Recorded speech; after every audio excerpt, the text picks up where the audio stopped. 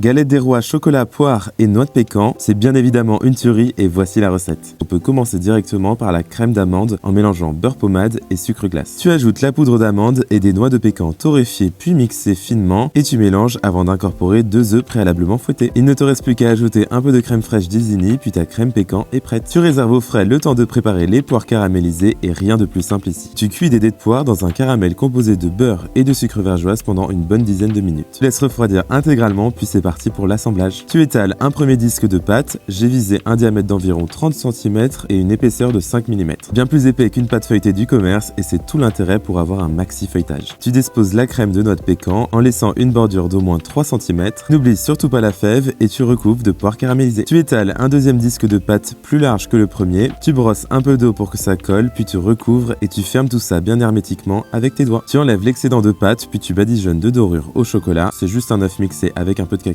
en poudre, place au congélateur 30 minutes ou comme moi au frais toute une nuit. Tu badigeonnes d'une seconde couche de dorure et place au rayage. Et oui, ça s'appelle comme ça. Tu rayes avec la pointe d'un couteau et là c'est forme libre. Et tu n'oublies pas de piquer ta galette avec ton couteau pour que l'air s'échappe à la cuisson. Et justement, il est temps de cuire le tout à 200 degrés Celsius pendant 30 minutes. Baisse à 180 degrés pour 30 minutes supplémentaires. Laisse refroidir ta galette sur une grille et brosse un peu de sirop avec un pinceau pour que ça brille. Et voilà!